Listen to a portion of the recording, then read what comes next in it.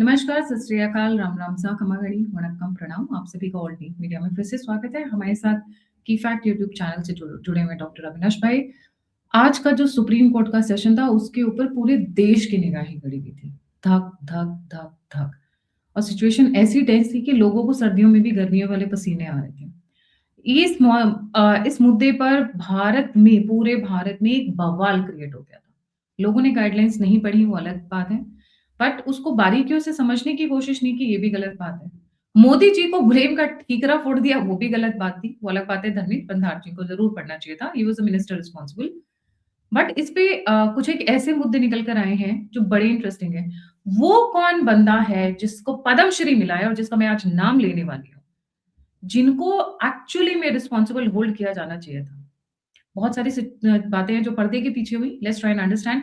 अविनाश भाई, very warm welcome on the show. Let's get started जी। आज सुप्रीम कोर्ट में जो हुआ, ऐसा लग रहा था कि सभी की निगाहें, पहली बार इतनी बड़ी व्यूअरशिप लाइव कोर्ट प्रोसीडिंग्स की शायद ही कभी हुई होंगी जी। नमस्कार गायत्री जी, आपको और सभी दर्शकों को, सभी सनातनियों को।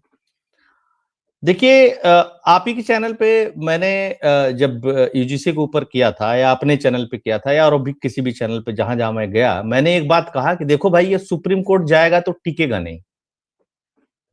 ठीक है, क्योंकि ये कोई एक्ट तो एक है नहीं।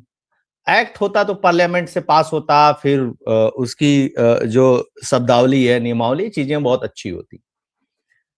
यहां पे जो था, इतना बेकार लैंग्वेज में चीजें लिखी हुई थी।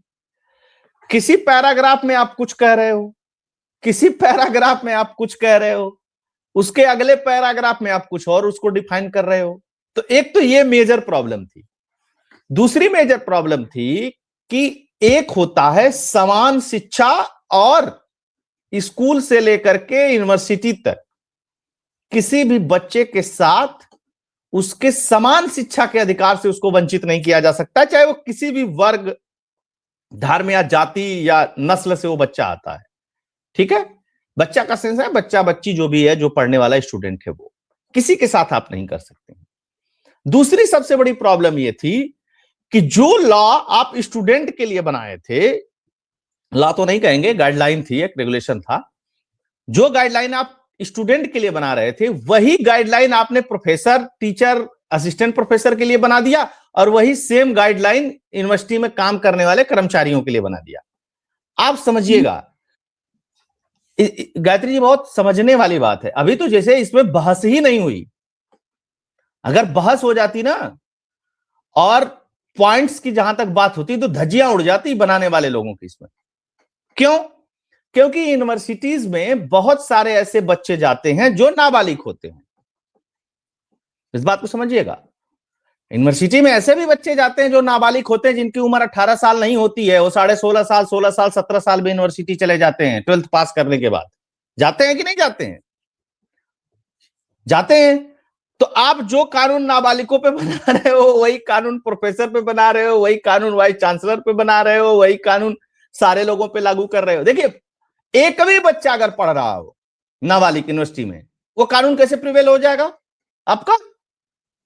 एक पहली चीज। दूसरी बात समझिए, अब इसमें आप जब जाति बेस या कास्ट बेस्ड डिस्क्रिमिनेशन की बात कर रहे हैं, भेदभाव की बात कर रहे हैं, तो आप पहले तो यह लिख दे रहे हैं कि यद्यपि विश्वविद्यालय में या उच्च शिक्षण संस्थानों में, उच्च शिक्षण संस्थान का मतलब इंजीनियरिंग कॉलेज, मेडिकल कॉलेज नहीं है, डिग्री कॉलेज है। वो डिग्री कॉलेज किसी गांव में भी हो सकता है और दिल्ली में भी हो सकता है। वहां आप लिखते हैं कि धर्म, नस्ल, जाति, लिंग, जन्म स्थान के आधार पर या दिव्यांग जन के विरुद्ध भेदभाव के उन्मूलन के लिए यह कानून प्रतिबद्ध है। ठीक, अब आते हैं 3C में। सेक्शन 3C में आप कहते हैं कि जात आधारित भेदभाव का मतलब है अनुसूचित जातियों, अनुसूचित जनजातियों, अन्य पिछड़ा आयोग के सदस्यों के साथ केवल जाति या जनजाति के आधार पर भेदभाव। गजब है। तो बाकी लोग कहां चले गए? तो एक तो कैंपस के अंदर इक्वालिटी के नाम पर जो पहले से चीजें चल रही हैं, अंडरस्टूड चीजें चल रही हैं, आपने उसको खत्म कर दिया। आपने यहां वर्गीकरण कर दिया कि भाई जो इसके बाद बचे लोग, जो इस ग्रुप में नहीं आते हैं, इस चीजों में नहीं आते हैं, उनके साथ आप जातिगत भेदभाव अगर करते हो तो कोई दिक्कत नहीं, आप उनको जातिगत चीजें कह सकते हो, उनको गाली दे सकते हो, उनकी जातियों के लिए बुला सकते हो, उनको पोंगा पंडित कह सकते हो, उनको कंजूस बनिया कह सकते हो, कुछ भी इस तरीके की बहुत सारी चीजें चलती है ना समाज में, जो लोग रहते हैं वो सब लोगों को पता है। ठीक, तो फिर इक्वलिटी की बात कहां से आ गई, जो आप कानून में कह रहे हो कि उच्च शिक्षा संस्थानों में समता के संवर्धन हेतु बराबरी के, बस समझिएगा, जबकि होना यह चाहिए था कि किसी भी जाति, किसी भी धर्म, किसी भी वर्ग, किसी भी नस्ल, चाहे वो स्त्री हो, पुरुष हो, ट्रांसजेंडर हो, विश्वविद्यालय के अंदर, उच्च शिक्षण संस्थानों के अंदर किसी भी तरीके का भेदभाव नहीं होना चाहिए। अगर होता है तो कंप्लेन कोई भी स्टूडेंट करेगा तो उसका निवारण होना चाहिए। शेष क्रिमिनल्स के लिए, जो क्रिमिनल का सिस्टम है, उसके लिए आपके पास पहले से कानून है, और उस कानून में बाहर ही एफआईआर होगा। यूनिवर्सिटी के अंदर कोई भी क्रिमिनल जस्टिस का सिस्टम नहीं बनाया जा सकता है, क्योंकि वो सिविल डिफेंस बॉडी है, सिविल बॉडी है, और सिविल बॉडी कभी क्रिमिनल केसेस की सुनवाई नहीं कर सकती, उसके लिए लॉ नहीं बना सकती। मैंने एग्जाम्पल देते हुए एक और एग्जाम्पल गायत्री जी दिया था, इस बात को समझिएगा, सुप्रीम कोर्ट में क्यों नहीं टिका, और मैं इतने कॉन्फिडेंट के साथ क्यों बोल रहा था कि सुप्रीम कोर्ट में नहीं टिकेगा। भाई साहब, क्यों फर्जी बेइज्जती करा रहे हैं, उसको वापस ले लो, कोई मतलब नहीं इसका। जैसे गायत्री जी, आप अपने घर में रहती हैं, आपका परिवार भी आपके घर में रहता है, आप एक गाइडलाइन बना लीजिए अपने घर के लिए कि भाई 9 बजे लोग उठेंगे, नाश्ता में ये खाएंगे, इतने बजे सोएंगे, इस बिस्तर पे सोएंगे, सब लोग इस कलर का कपड़ा पहनेंगे, सब लोग ऐसे हेयर स्टाइल रखेंगे, सब लोग ऐसा क्रीम लगाएंगे, सब कुछ आप डिसाइड कर लीजिए, ईच एंड एवरीथिंग। ठीक, वो आपका पर्सनल हो गया, उसमें सरकार दखल नहीं दे सकती है, उसमें कोई कानून और प्रिवेल नहीं होगा, समझिएगा इस चीज को। इसी तरीके से इंस्टीट्यूशंस के अपने भी रूल रेगुलेशंस होते थे, जरूरी नहीं कि 2012-13 में रेगुलेशन आया और उसके बाद ये आया तभी थे, अपने थे, जिसमें बच्चों को रिस्ट्रिकेट करना, उन पे फाइन लगा देना, उनके माता पिता को बुला देना, उनको कैंपस से निकाल देना, ऐसा सारी चीजें होती थी। ठीक है, लेकिन इससे बढ़कर के भी कुछ चीजें कैंपस में होती थी जिसके लिए ये सब रेगुलेशंस आते रहते थे यूजीसी की तरफ से।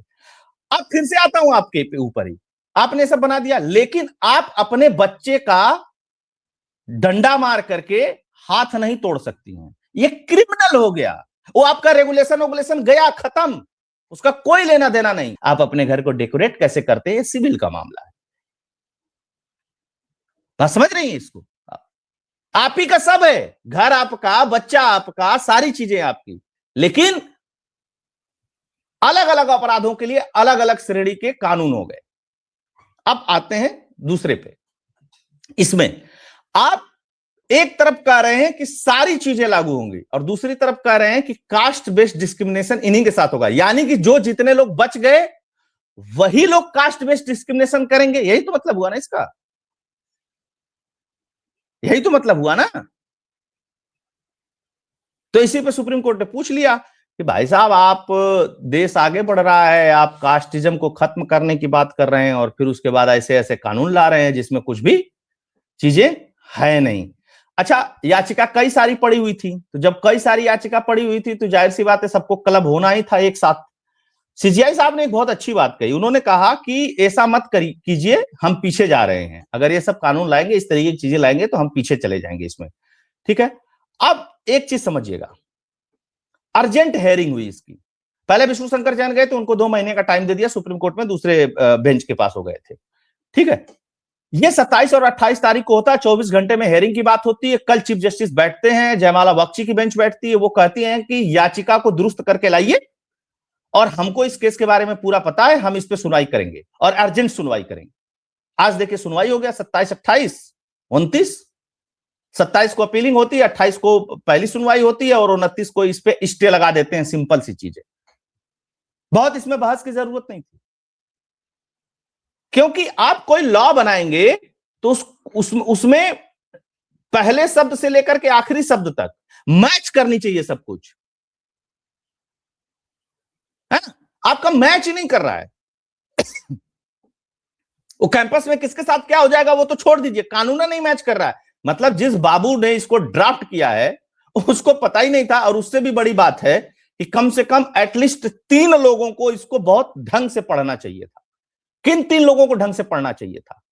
चेयरमैन ऑफ यूजीसी, शिक्षा मंत्री और सेक्रेटरी, जो इस पे साइन किए। जो इस पे, जब आप सबसे आखिरी पन्ने पे पहुंचेंगी तो वहां पे लिखा होगा सेक्रेटरी, और सेक्रेटरी में क्या लिखा है? मनीष जोशी। जब इसको आप जब इसको देखेंगी तो यहां लास्ट में ये मनीष जोशी है ना? ये मनीष जोशी है। तो मनीष जोशी को पढ़ना चाहिए था, धर्मेंद्र प्रधान को पढ़ना चाहिए था, और जो एक और जोशी साहब हैं उनको भी पढ़ना चाहिए था। विनीत जोशी जो हैं इस समय यूजीसी के चेयरमैन हैं। और मान लीजिए कि जगदीश जी तो मान लीजिए रिटायर हो गए, है ना? उनकी बात नहीं कर रहा हूं, कम से कम जिनके समय में लागू हुआ उनको तो पढ़ना चाहिए था। और जब वो पढ़ते और नहीं समझ में आता तो एक बढ़िया वकील रख लेते।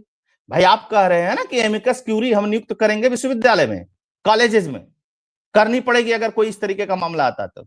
न्याय मित्र, तो एक आप न्याय मित्र रख लेते, या लॉ मिनिस्ट्री को भेज देते कि भैया थोड़ा देखना ये लैंग्वेज वैंग्वेज तो ठीक है ना इसकी, ये ठीक, ये चल जाएगा ना, इसमें कुछ नहीं होगा, तो वो कुछ आपको दे देते उसमें। ये लोग क्या बात कर लिख रहे थे क्या? इन लोगों को नहीं आप देखिए, बहुत सारे लोग जानते नहीं है कि ब्यूरोक्रेसी इस देश में किस तरीके से काम करती है। ब्यूरोक्रेसी अपने सामने किसी को कुछ समझती नहीं है। ब्यूरोक्रेसी का कान सिर्फ इस देश में हाई कोर्ट और सुप्रीम कोर्ट पकड़ता है, और कोई नहीं पकड़ पाता है। ब्यूरोक्रेसी साफ साफ कहती है कि आप क्या करोगे, ज्यादा से ज्यादा हमारा ट्रांसफर कर दोगे, और क्या करोगे? हम तो सरकारी दामाद हैं, 5 साल के, हम तो 50 साल यहीं बिता के जाएंगे, तुम आओगे और जाओगे, ये उनका स्टेटस होता है, स्टैंडर्ड होता है वो मतलब ऑफ द कैमरा वो लोग यही तो बात करते हैं, ऑफ द रिकॉर्ड। हम मतलब जैसे हम लोग तो मिलते रहते हैं तो हम तो जानते हैं ना कि इनका क्या स्टेटस है, ये किस तरीके से बात करते हैं। मैं सबकी बात नहीं कर रहा हूं, लेकिन मैक्सिमम लोगों की यही सोचा। अच्छे लोग भी हैं तभी तो देश में काम भी हो रहा है, तो मैं अच्छे लोगों की बात नहीं कर रहा हूं। अभी देख रहे हैं उत्तर प्रदेश में वो अलंकार हैं, कहा हम इनके समर्थन में इस्तीफा दे रहे हैं, पता चला कि वो भी चोर चुट्टे हैं। और एक वो प्रशांत सिंह है, कह रहे हैं कि हम योगी जी के समर्थन में कर रहे हैं, पता चल रहा है कि उसका विकलांग सर्टिफिकेट ही फर्जी है। तो ये अग्निहोत्री का क्या मैटर है, ये प्लीज थोड़ा सा बताइए। मैंने कहा उनका कुछ व्हाट्सएप कुछ करप्शन इनके ऊपर करप्शन के 2-3 चार्जेस हैं, उस पे इनकी जांच अंतिम चरण में चल रही है। और एक वो हैं, क्या बोलते हैं, प्रशांत सिंह अयोध्या वाले, ठीक है ना, उनपे उनके सगे भाई ने एफआईआर करा रखी थी कि भैया जो इन्होंने विकलांग सर्टिफिकेट लगा के नौकरी पाई है वो फर्जी है। उनकी भी जांच अंतिम में थी, तो दोनों इस्तीफा देके, एक कराम ससुरानंद के साथ है, एक कराम योगी जी के साथ है। गजब हाल है भाई, मतलब आप चालाकी का मतलब आलम नहीं आप समझ सकती है। खैर वो तो अलग विषयांतर हो जाएगा। तो एक चीज, अब इस पे अर्जेंट मेंशनिंग हो गई, अर्जेंट सुनवाई हो गई 24 से 48 घंटे में। सुप्रीम कोर्ट ने इस पे स्टे लगा दिया और कहा कि 2012 का जो रेगुलेशन है वो प्रिवेल होगा, अभी वही चलेगा। आप जाइए और इसको अच्छा, सही और समावेशी बना करके लाइए। अब आप बताइए, मैं पहले भी कहता था कि जूते और प्याज खाने वाली दोनों ही स्थिति क्यों होगी? सिंपल सी चीज है। देखिए, जब कोई एक्ट बनता है गायत्री जी, कोई भी कानून बनता है, तो उसमें सब लोग इन्वॉल्व होते हैं, पूरी सरकार इन्वॉल्व होती है। यूजीसी एक ऑटोनोमस बॉडी है, शिक्षा मंत्रालय वहां पे चीजों को देखता है। जैसे बहुत सारे लोगों ने कहा कि ना दिग्विजय सिंह कमेटी में थे। भाई साहब, कमेटी कानून नहीं बनाती, कमेटी रिकमेंडेशन देती है। आप समझिएगा इस चीज को। कमेटी क्या करती है? रिकमेंडेशन देती है। जैसे वक्फ बोर्ड पे कमेटी बनी कि नहीं बनी? तो वक्फ बोर्ड पे कमेटी बनी तो वक्फ बोर्ड पे दुनिया भर के रिकमेंडेशन आए, पक्ष विपक्ष सब लोग थे उसमें, सब थे ना। तो बहुत सारे लोग आए। अब चेयरमैन वेयरमैन कुछ होता नहीं है, आप इस बात को भी समझ लीजिएगा। कमेटी में कहीं प्रॉब्लम होती है तो उसमें बहुमत से फैसला होता है। तो बहुमत में कौन था? सरकार ही थी। इस बात को समझिए। तो ये कह देना कि दिग्विजय सिंह की वजह से हो गया और यूजीसी के चेयरमैन की वजह से हो गया और फलाने की वजह से हो गया, बिल्कुल नहीं साहब। इसमें सीधे सीधे सेक्रेटरी और धर्मेंद्र प्रधान, इन दो लोगों की महती जिम्मेदारी है। कोई रेगुलेशन, अच्छा ये गाइडलाइन था ना, तो इन लोगों को लगा रहे ठीक है गाइडलाइन बना दिया। अब फिर तब तक बीच में आ गया कि इंदिरा जयसिंह ने जबरदस्ती, सुप्रीम कोर्ट, कोर्ट ने क्या कहा था आपको, ये गाइडलाइन बनाने को कहा था कोर्ट ने ऐसी गाइडलाइन बनाने को कहा था। कोर्ट अगर कहेगा कि फलाने चीज पे कोई दिक्कत है, एक गाइडलाइन बना करके लाओ, कोर्ट ने तो आज भी कह दिया कि दूसरी बना करके ले आओ। अब आप उसमें लिख करके ले आइए कि अगर गायत्री मिश्रा का बच्चा किसी यूनिवर्सिटी में डिस्क्रिमिनेशन करते हुए पाया जाएगा तो उसको समुद्र में फेंक देंगे, बाद में कहो कोर्ट ने तो कहा था। गजब वाले भाई। हाँ, सामान्य आदमी को आप बरगला सकते हैं, सबको थोड़े ना बरगला सकते हैं कि कोर्ट ने कहा था, फलाने ने कहा था, ढिकाने ने कहा था। नहीं भैया, किसी ने नहीं कहा था। कमेटियां कहती हैं, कोर्ट में बहस होती है, वकील बोलते हैं, लेकिन फाइनल कौन बनाता है ड्राफ्ट?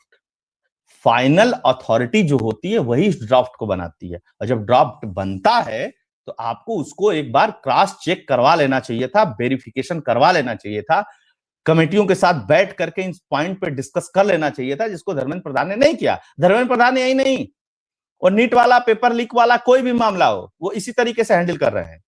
और सरकार की फजियत धर्मेंद्र प्रधान ने खूब करवाई है, खूब खूब, जितनी करवा सकते हैं उतनी करवाई है। इनको शिक्षा मंत्री का पद स्वयं त्याग देना चाहिए, भैया आपके बस का नहीं है, रहने दीजिए, है ना। शिक्षा मंत्री एडमिनिस्ट्रेटिव टाइप का व्यक्ति चाहिए, बहुत मजबूत टाइप का व्यक्ति चाहिए। ये देश के निर्माण से जुड़ा हुआ मामला है भाई, ये आपके डिफेंस सेक्टर से भी मजबूत होना चाहिए। यहाँ पे एक व्यक्ति, राष्ट्र की नींव शिक्षा पे टिकी हुई है मैडम, आप समझिए इसमें।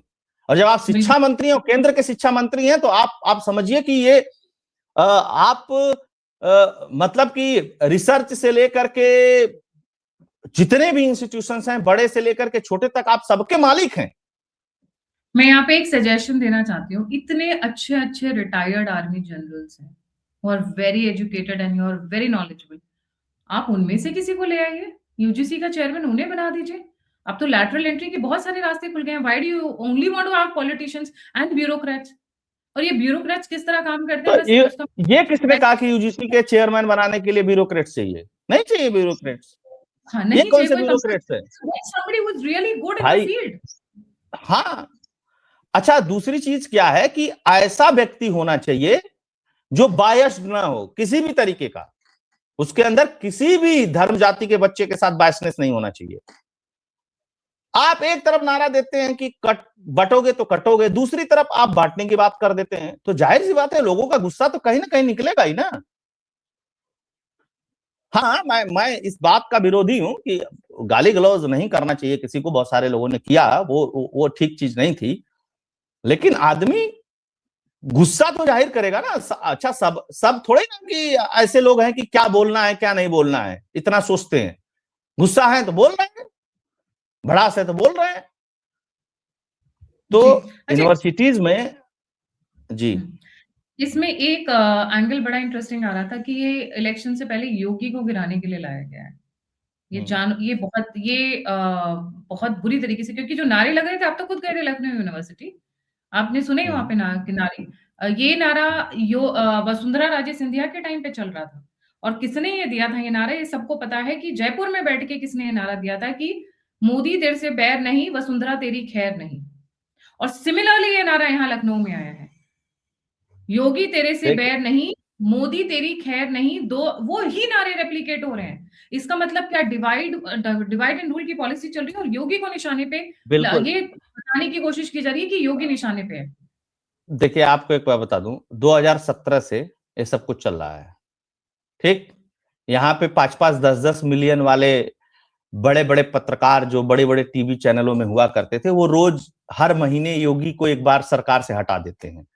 योगी दिल्ली चले जाएं प्रधानमंत्री से मिलने, बस बस बस लौटते इस्तीफा, ठीक, अगले महीने हट जाएंगे, इस परिणाम के बाद हट जाएंगे। अब तो फंस गए, अब तो ये हो गया। नोएडा में 2 बड़े लोग हैं जिनकी सब दुकान जगह ही है, 2-3 नहीं है, 4-5-6 हैं जो दिन भर सरकार गिरवाते रहते हैं। बिहार में है 2, एक लखनऊ में बैठता है, 2 नोएडा में बैठते हैं, एक दिल्ली में बैठता है, एक मुंबई में बैठता है, छोटे बड़े मिलाकर के कई 5-7 हैं, रोज सरकार गिरवा देते हैं। पता नहीं इनके फॉलोअर कैसे हैं भाई साहब, के कैसे गिरवा देते हैं। एक चीज, दूसरी चीज, आप इस चीज को समझ लीजिएगा कि ये दोनों लोग पर्याय बन चुके हैं पॉलिटिक्स के। जैसे ना एक सिंपल सी चीज है, योगी मोदी की बात की जाती है, ठीक है, जोड़ी की बात की जाती है, ये लोग क्राउड पुलर हैं, इन लोगों की मान्यता बहुत अधिक है, सारी चीजें हैं।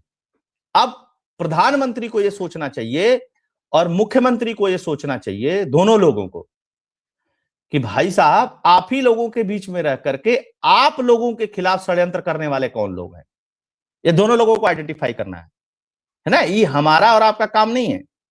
और जब हमको और आपको कुछ चीजें यहां बैठे हुए स्पष्ट रूप से दिखाई देती हैं, तो उन लोगों को भी दिखाई देती होंगी।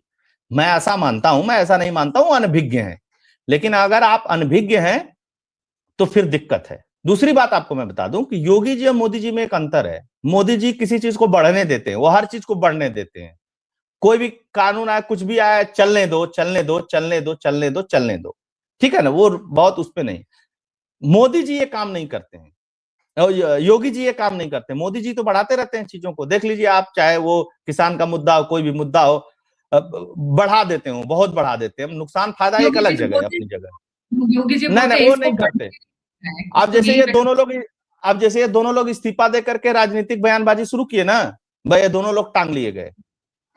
पहले इधर आओ योगी तुम जी। लोग, हाँ है हाँ, ना, योगी जिसे बहुत स्पष्ट है। अभी मुक्तेश्वर आनंद अड़े हुए थे, माफी मांगो, फलाना करो ढिकाना करो। योगी जी ने कहा नहीं, बिल्कुल कतई नहीं, हमने कोई गलती ही नहीं की है।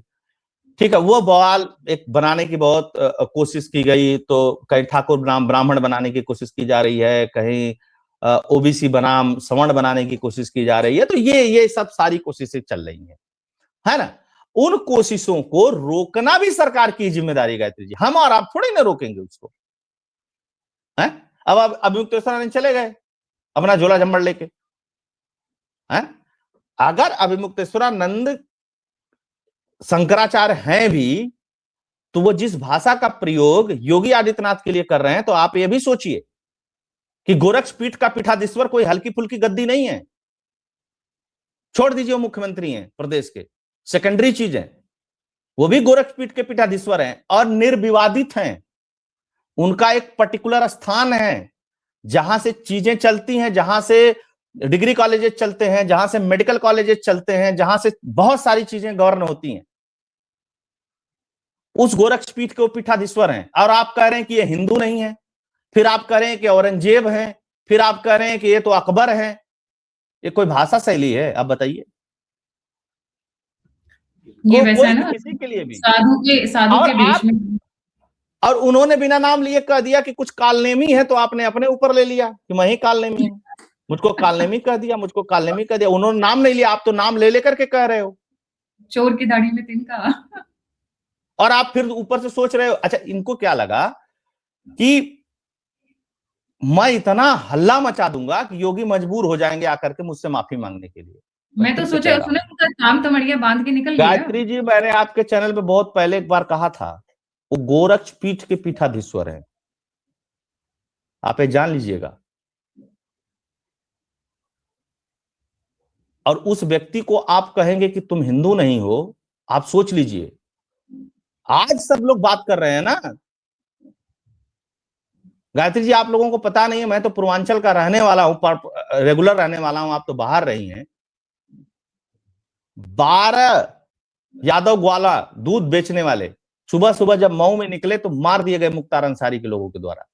और मऊ में जब दंगा फैल गया, आज की बात नहीं है, पुरानी बात है, जब मऊ में दंगा फैल गया, एक भी हिंदू धर्म का व्यक्ति, सनातन का व्यक्ति, एक भी नेता, एक भी पॉलिटिशियंस, और जानती हैं सपा की सरकार थी, एक भी पॉलिटिशियन कोई नहीं बोला। योगी आदित्यनाथ मात्र सांसद थे, उम्र इनकी बहुत कम थी, गाड़ियों का काफिला लेकर के चले गए। अधिकारियों ने कहा कि मार दिए जाओगे, उन्होंने कहा कोई दिक्कत नहीं। और जब योगी आदित्यनाथ पहुंचते हैं मऊ, तब जाकर के वो रुकता है। योगी आदित्यनाथ पे इतना तगड़ा हमला होता है आजमगढ़ के अंदर, इतना तगड़ा हमला होता है मुख्तार अंसारी के लोगों के द्वारा कि वो बच जाते हैं जैसे तैसे। ठीक है, ऐसे थोड़े ही नहीं योगी को पूर्वांचल में लोग मानते हैं, जो जानता है, जो सनातनी है। और सब लोग सुन लेंगे, आप कुछ भी आकर के बकवास करेंगे। वो आज से पीठाधीश्वर है, वो विवादित है क्या? उनका मामला क्या सुप्रीम कोर्ट में चल रहा है? आपने सुना है कभी? जो कन्या पूजन करता है, जो कन्या का भोजन कराता है, जो बदनाम है कि योगी आदित्यनाथ हिंदूवादी एजेंडा चलाते हो, हिंदुओं की बात करते हैं, ऐसे करते हैं, फलाने के साथ ऐसे कर, जो बदनामी है हिंदुओं की बात करने के लिए, आप उसको कह रहे हैं तुम हिंदू नहीं हो, और फिर आप सोच रहे हो कि आपको सम्मान भी मिलना चाहिए। दोनों चीजें नहीं हो सकती। 3 शंकराचार्य और आए, उसी संगम पे स्नान किए, बहुत बड़े बड़े मंडलेश्वर, महामंडलेश्वर आकर के वहीं स्नान करके चले गए। किसी का नाम सुना आपने? आपको हर समय प्रॉब्लम होती है, हर चीज में प्रॉब्लम होती है। तो फिर जब प्रॉब्लम होती है तो जाहिर सी बात है कि भैया आपके साथ संत है तो उनके साथ भी संत है ना। जी। और सबसे बड़ी बात क्या है, क्यों हिंदू कहते हैं, ये भी आप जान लीजिए। जितने भी नाथ पंथ के पीठ हैं, जितने भी नाथ पंथ के पीछे हैं, अब बाबा बालकनाथ का नाम सुनी है ना, एमएलए हैं, कौन से जाति से आते हैं? चलिए जाति की बात करें, कौन से जाति से आते हैं? यादव हैं जात के। जिस दिन इन्होंने बयान दिया था योगी आदित्यनाथ जी ने कि कालनेमी वाला, उस दिन कहां थे? हरियाणा के अंदर थे। और नाथ पंथ के जितने पीठाधीश्वर थे सब हरियाणा में नाथ पंथ के एक संत की मूर्ति की स्थापना में इकट्ठा हुए थे। 10 करोड़ फॉलोअर हैं प्लस। आप गौरक्षा की बात कर रहे हो, उत्तर प्रदेश जैसा गौरक्षा का कानून कहीं नहीं है, पहली चीज। दूसरी चीज कि जो गोरक्ष पीठ है उसका नाम गोरक्ष है ही, इसीलिए गौरक्षा के लिए बनी हुई वो पीठ है। और पूरे भारतवर्ष में सबसे अधिक ग्वाले उसके फॉलोअर है, कि गौ पालन का काम वो करते थे। तो कुछ भी किसी के बारे में बोल देना, आप एक बार किसी नेता के बारे में बोल देते कि ये हिंदू नहीं तो चल जाता, जो हिंदुओं के लिए काम करते, ये सब चीजें नहीं होनी चाहिए। आखिरी क्वेश्चन, यूजीसी भी उड़ने वाली है, बंद होने वाली है, आई मीन डिसॉल्व। देखिए अभी हमको तो देखिए एक तो चीज है कि सेंट्रलाइज नहीं करना चाहिए, हम तो इसके पक्ष में हैं। सेंट्रलाइज इसलिए नहीं करना चाहिए क्योंकि जब सेंट्रलाइज कोई व्यवस्था हो जाती है तो फिर मनमानी हो जाती है वहां पे। ये लोग कह रहे हैं कि सब मेडिकल बोर्ड जितना है सबको एक ही में मिला करके कर देंगे, ठीक है। यह नहीं होना चाहिए, इसलिए नहीं होना चाहिए क्योंकि बहुत बड़ा देश है और उसको कंट्रोल कर पाएंगे आप कि नहीं कर पाएंगे, ये बहुत बड़ी समस्या उत्पन्न करेगा भविष्य में, आने वाले समय में, ठीक है ना। क्योंकि देखिए जब अलग अलग डिफरेंट बॉडी होती हैं, जब डिफरेंट उनका नेचर है, डिफरेंट उनका ऑपरेशंस है, तो मुझको लगता है कि वो अलग ही रहनी चाहिए, ठीक है ना। आप रेगुलेशन गाइडलाइन कुछ अच्छी चीजें करना चाहते हैं, कुछ अच्छा इंप्लीमेंट करना चाहते हैं, शिक्षा में कुछ बुनियादी सुविधाओं को जोड़ना चाहते हैं, वो जोड़ दीजिए, ठीक है। रहने दीजिए इन संस्थानों को, इनमें कोई बहुत समस्या नहीं है। अगर आप इसको मर्ज करते हैं तो ये बहुत लार्ज हो जाएंगी और फिर ये बनेगी घुसखोरी का अड्डा,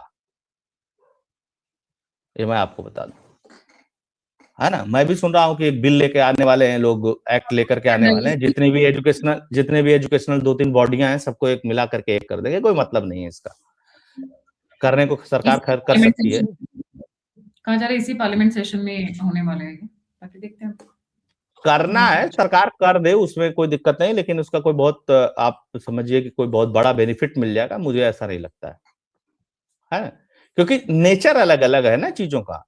अब आप एक ही जगह कर देंगे, वो एक ही व्यक्ति बैठेगा वहां टॉप पे, नीचे चाहे कितने लोग काम करते रहे हो, फिर वो एक मनमानी वाली स्थिति पैदा होगी वहां पे।